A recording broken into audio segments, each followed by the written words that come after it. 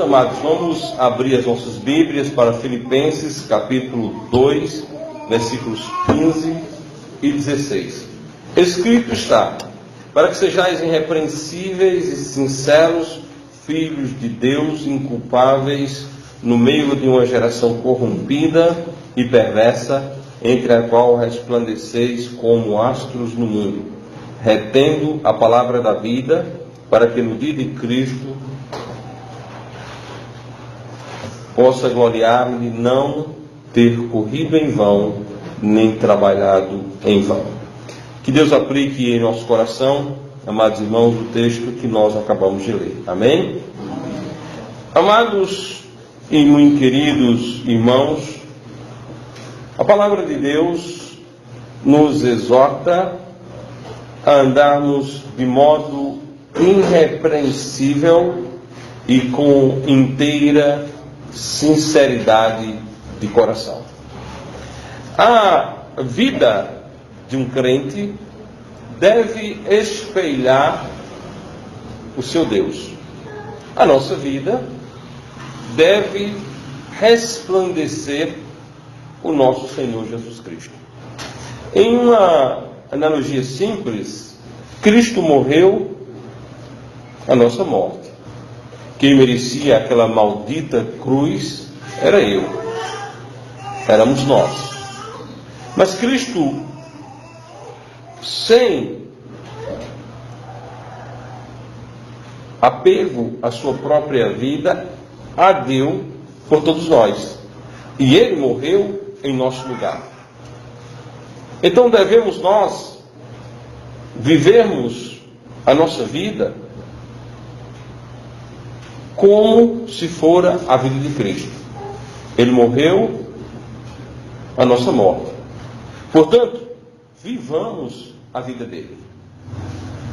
A palavra de Deus diz: para que sejais irrepreensíveis e sinceros. O crente precisa ter um cuidado com a sua conduta para ser irrepreensível. Porém, todos nós somos passíveis de repreensão. Para que você seja irrepreensível, é necessário que você jamais seja digno de ser repreendido, que você jamais é. Bom, como nós somos seres humanos, nós pecamos. Obviamente, se nós pecamos, somos dignos de repreensão.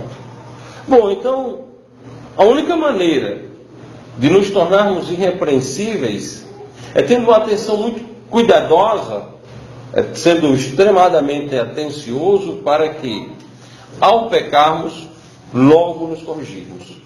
A única maneira de ser irrepreensível é, antes da repreensão chegar, corrija-se. Corrija-se. Antes de sermos repreendidos, ou por um irmão, ou pelo próprio Deus, ou pela igreja de Deus, devamos nós nos corrigirmos. Devamos nos corrigirmos. Devamos repararmos o erro para a honra e glória de Deus. Essa é a única maneira de vivermos de forma irrepreensíveis. Antes de sermos repreendidos, procurarmos arrependermos dos nossos pecados e os confessá-los ao Senhor, para que assim tenhamos a purificação dos mesmos.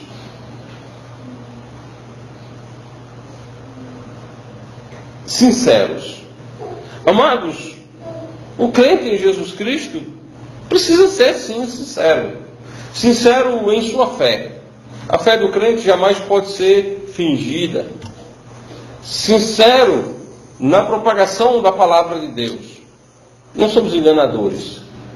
O crente não pode enganar absolutamente ninguém. O crente não pode enganar-se a si mesmo. O crente não pode, em hipótese alguma, agir de forma dúbia. O crente precisa ser sincero. Sincero na sua relação com Deus. E essa sinceridade para com Deus fará do crente um adepto defensor da sã doutrina, um vigilante servo e um fervoroso pregador do Evangelho de Jesus Cristo. A sinceridade na fé para com Deus fará em nossa vida um grande trabalho. O trabalho de estarmos prontos para servirmos com inteiro coração ao Senhor. De servirmos a Deus por inteiro, não pela metade. A sinceridade faz com que não haja divisão em nós quando o assunto é nosso Deus. A sinceridade faz com que sejamos completamente de Deus. Bom, agora a sinceridade, ela não deve ocorrer apenas na nossa relação para com o nosso Deus. Ela deve existir nas nossas demais relações interpessoais. Nas relações interpessoais entre os crentes, nas relações interpessoais na família, marido, mulher, filhos, nas relações de trabalho. Devemos sim, irmãos, em tudo o que estamos fazendo, agirmos com sinceridade. Sermos sinceros para a glória de Deus. Filhos de Deus inculpáveis. Devemos procurar andarmos de modo inculpáveis. Não devemos estar dando espaço na nossa vida para que o diabo possa nos acusar. A palavra de Deus diz que o diabo é nosso acusador. Que o diabo nos acusa perante Deus quando pecamos. Bom, o diabo é um incansável acusador, mas nós não devemos dar espaço em nossa vida para que isso ocorra. Bom, a verdade é que os filhos do diabo são imitadores do seu pai no que diz respeito a acusar os crentes. O crente é bem vigiado. O crente é muito mais vigiado do que qualquer outra pessoa, do que qualquer outra coisa. Os olhos dos filhos do diabo estão sempre sobre os crentes para procurar o acusar de alguma coisa. Então nós não devemos dar brecha em nossa vida para sermos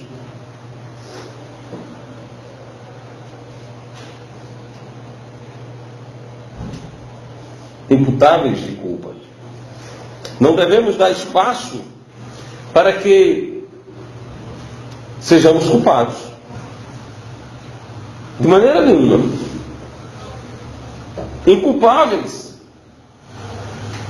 Porque nós estamos, irmãos, no meio de uma geração corrompida. Nós estamos no meio de um povo caído. Nós estamos no meio de um povo liderado pelo diabo. Não existe mundano bonzinho quando o assunto é o Evangelho.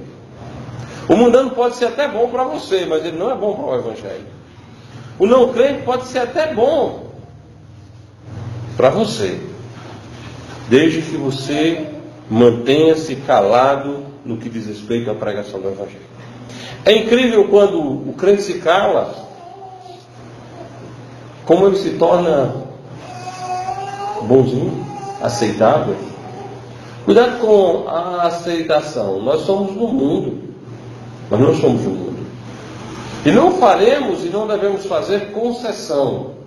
Cedemos ao mundo para que o mundo nos aceite. Quando nós cedemos ao mundo, o mundo nos aceita muito bem. O mundo nos aceita muito bem. Então o crente, sabedor de que para onde se vira, encontra corrupção. A palavra de Deus diz: no meio de uma geração corrompida, no meio de pessoas corrompidas, e não somente isso, e perversas. Nós estamos vivendo, irmãos, no meio da corrupção e da perversidade.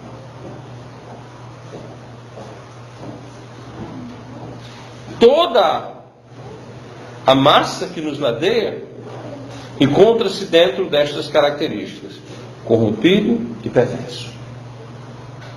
Então, o corrompido e perverso produz uma cultura corrompida e perversa. O corrompido e perverso produz uma visão de mundo corrompida e perversa.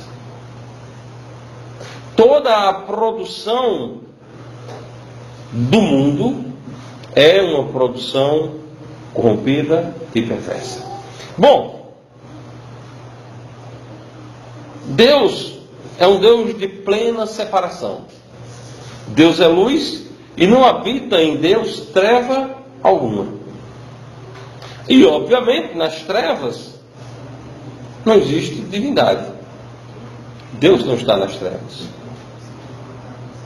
Deus não é treva, Deus é luz. Bom, o mundo inteiro está mergulhado no maligno. O mundo inteiro é liderado pelo Deus desse século, pelo diabo, o Deus das trevas. E no diabo não há perspectiva de comunhão em Jesus. Não há comunhão entre Cristo e Belial. Não há comunhão entre a luz e as trevas. Uma geração corrompida e perversa. Bom, devemos ter muito cuidado com as coisas do mundo. Não existe mensagem boazinha vindo do mundo. Não existe música mundana boazinha. A música mundana tem por dentro dela uma ideologia mundana. No mínimo, sensual. O caminho muito fácil para um crente cair é se envolver com o mundanismo. O caminho muito fácil para um crente cair é se envolver, por exemplo, com música mundana. Porque a música mundana não alimenta o seu espírito. A música mundana alimenta a sua carne. A sua carne. Bom, é bonito. A grande maioria delas são bonitas. São bonitas. Mas o crente precisa ter sabedoria para ficar longe das coisas do mundo. Tudo que há no mundo tem música, não é? Vocês já perceberam que o mundo tem uma estrutura musical? Você vai para qualquer lado do mundo e você vai encontrar música.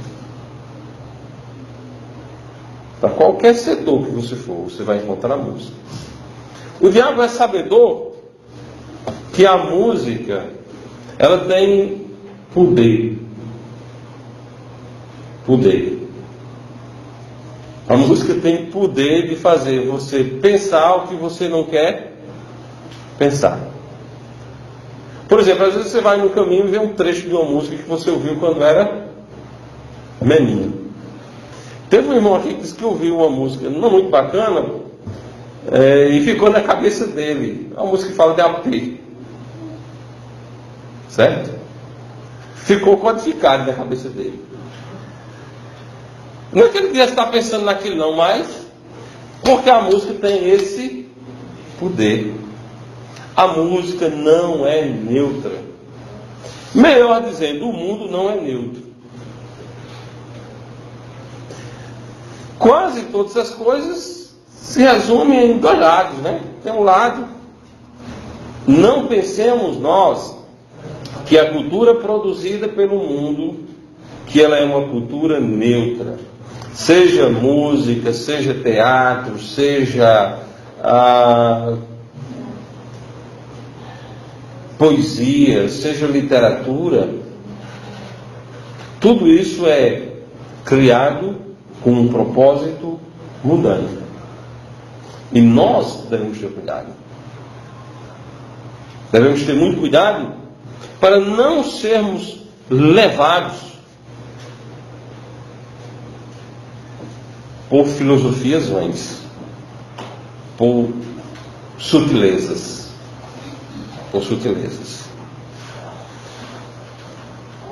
Amados irmãos,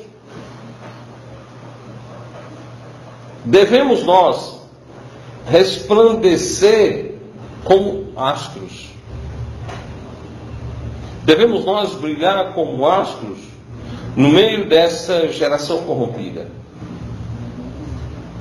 E nós não brilharemos como astros tendo os mesmos princípios, a mesma cultura que tem os não salvos.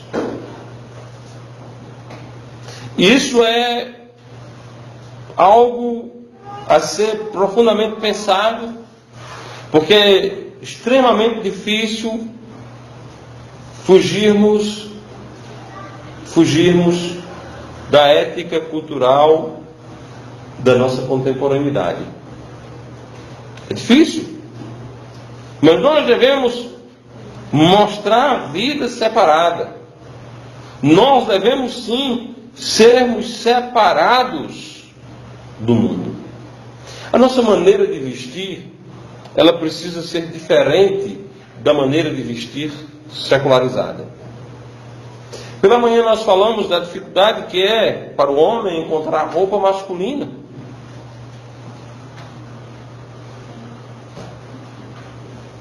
Outro dia eu disse em uma loja de roupa masculina, eu perguntei na realidade por que eles tinham deixado de produzir roupas para homens e estavam produzindo roupas para afeminados. Porque todas as camisas eram rosas ou lilás.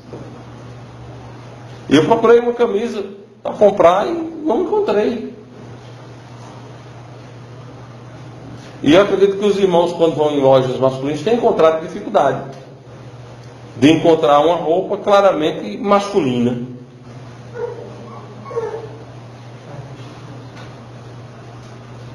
Nós, que somos salvos, devemos entender que tem um mundo e nós não somos desse mundo. Nós não pertencemos a esse mundo. Devemos entender que somos forasteiros, que somos estrangeiros, que aguardamos uma outra cidade. No capítulo 3 da mesma epístola de Paulo aos Filipenses, no versículo 20, nós lemos: mas a nossa cidade está nos céus, de onde esperamos o Salvador, o Senhor Jesus Cristo, que transformará o nosso corpo abatido para ser conforme o seu corpo glorioso, segundo o seu eficaz poder de sujeitar também a si todas as coisas. Mas a nossa cidade está nos céus, de onde também esperamos o Salvador, o Senhor Jesus Cristo. Amados, nossa cidade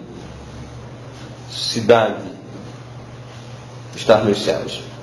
Preste atenção que da palavra cidade, do termo cidade, vem todo o ideário que compõe a palavra cidadão. A palavra cidadão representa também a identidade do indivíduo em relação à sua cidade. Se a nossa cidade está nos céus, obviamente eu sou cidadão do céu. O indivíduo Anísio é cidadão por pertencimento ao céu. Bom, isso deve estar sempre em nossa mente. Porque o mundo, o diabo, a geração perversa, a geração corrompida, estará sempre tentando colocar em nossa mente outro ideário contrário ao ideário bíblico, às ideias da Bíblia. Aquilo que a palavra de Deus nos diz. Aquilo que a palavra de Deus manda. Nós, como cidadãos do céu, como ligados por pertencimento à Nova Jerusalém, devamos sim nos portarmos como embaixadores do céu. Enquanto embaixadores do céu, tratarmos dos negócios do céu, representarmos bem a nossa cidadania, representarmos bem o nosso trabalho de embaixador, apresentando os valores do céu para esta geração perversa, para esta geração corrompida, mas não apenas discursivamente, porque o discurso sem vida é algo vazio. O discurso separado da vivência, da prática, é algo morto. E nós não podemos, de maneira nenhuma, hipótese alguma, cometermos esse erro de representarmos o céu de forma discursiva e não na forma prática. A geração com a qual nós convivemos, a palavra de Deus diz que é corrompida, a palavra de Deus diz que é perversa.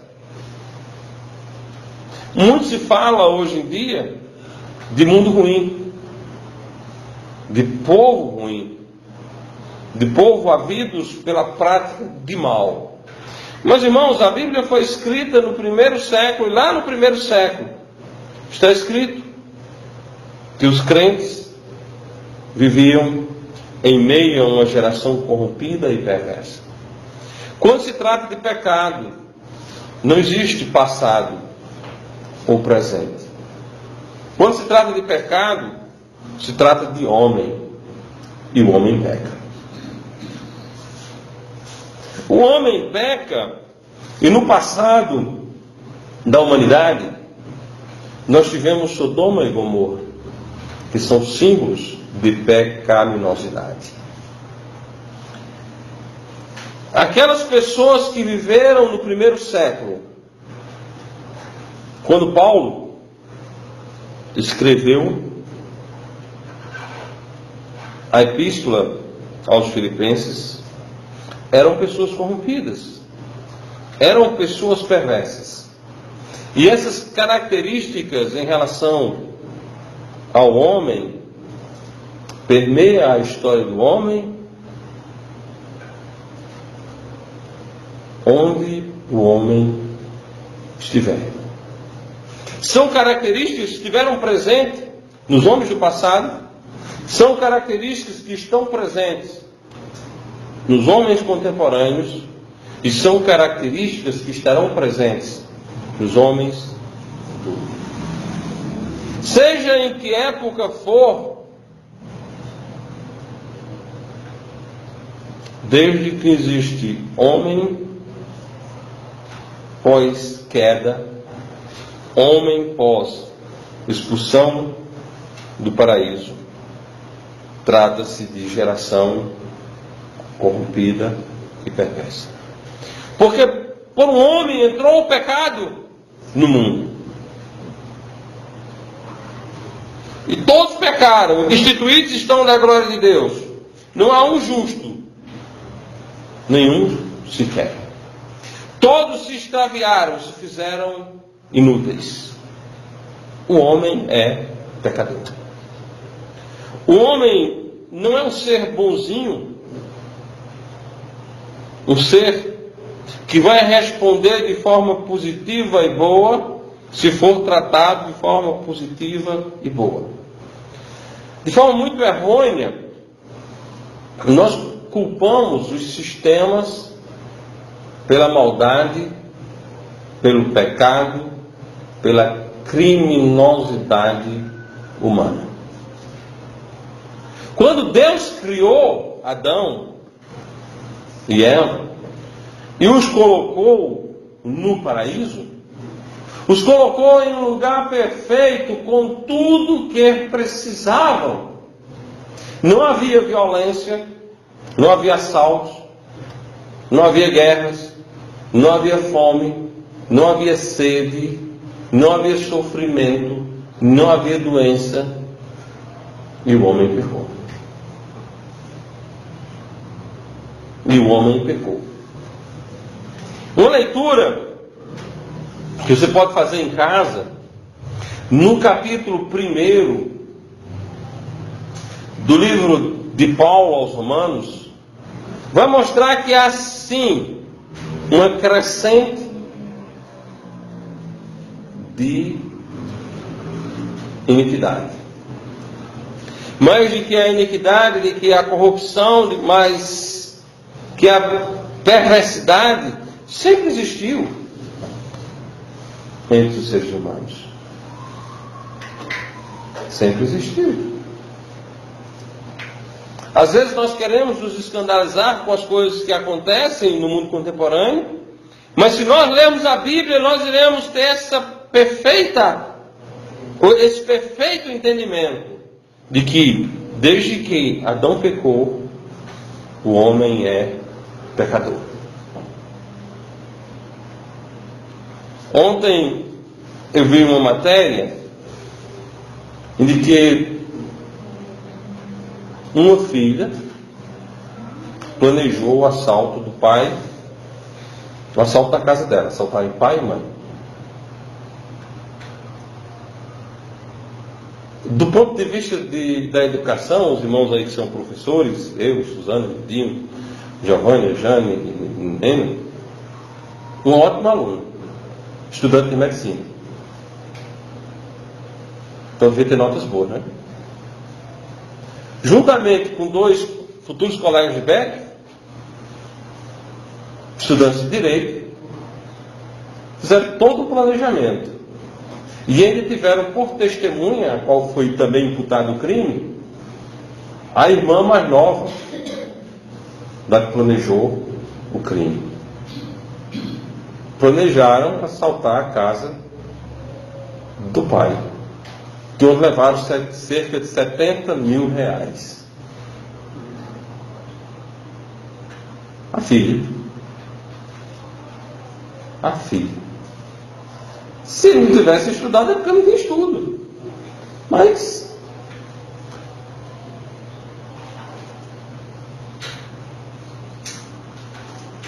a gente quer se escandalizar com isso. Mas isso é um ser humano.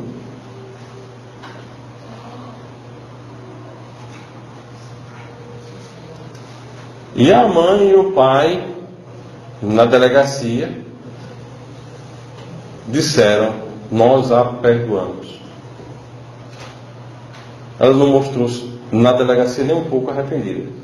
Segundo o advogado, bem, quando chegou no presídio, aí disse que estava arrependida. Bom, o advogado sempre vai procurar dizer que o seu cliente está arrependido, né? Então você buscar uma defesa. Bom, mas isso é um ser humano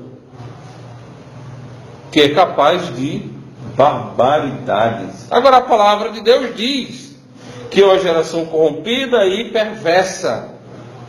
Porém, irmãos, no meio desses corrompidos e perversos, devem aparecer astros de luz, entre a qual resplandeceis como astros no mundo.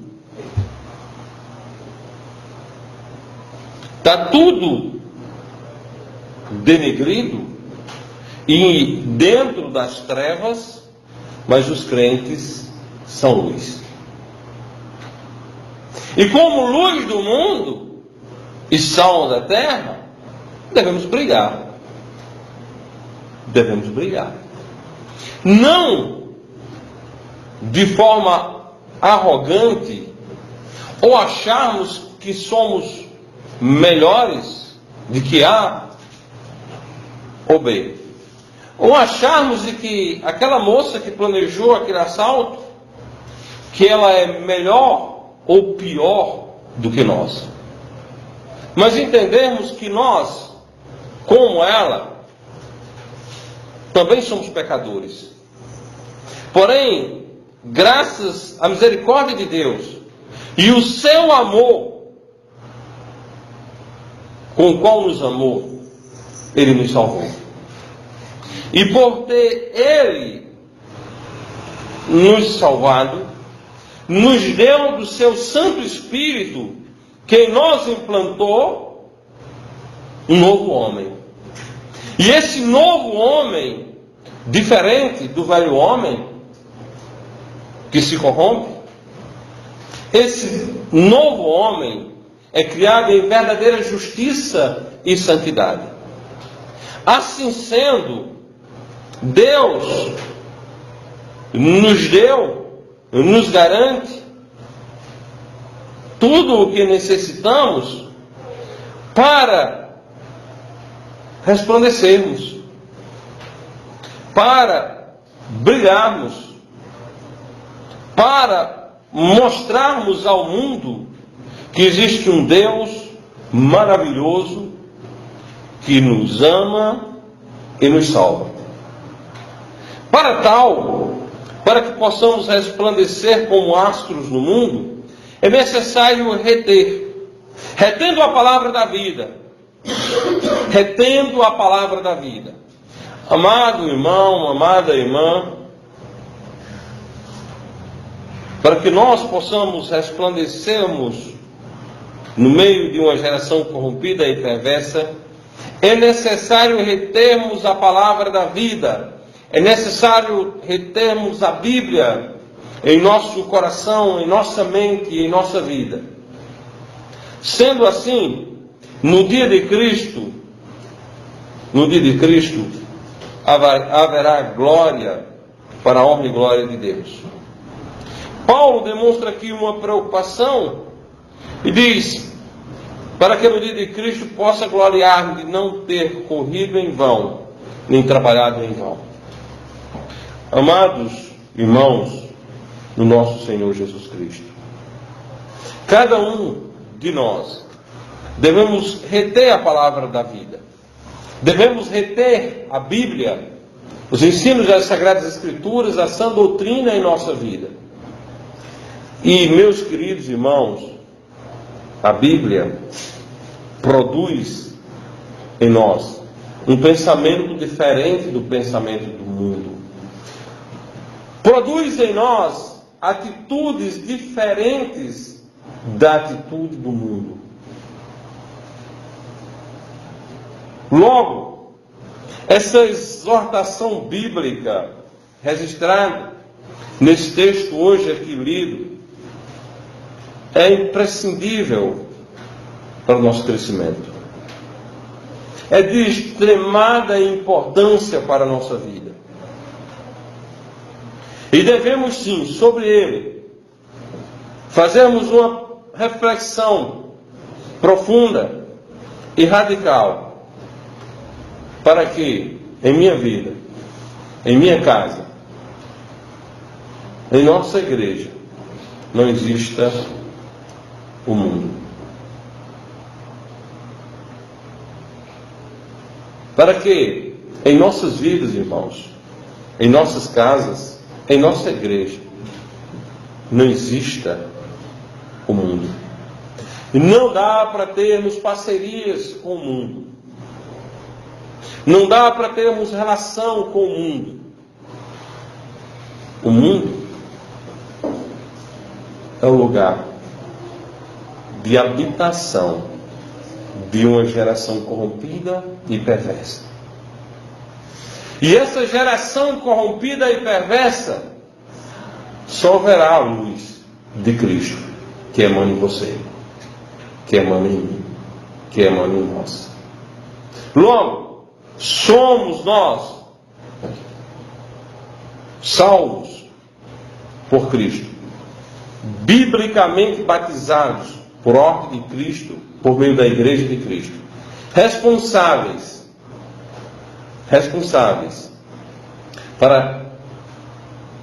pelo resplandecer como astros no mundo. Sejamos luz, pois o Senhor Jesus Cristo nos ensinou que éramos nós a luz do mundo. Amém? Que Deus abençoe rica e poderosamente a cada um dos amados irmãos a resplandecerem como astros no mundo. Amém e amém.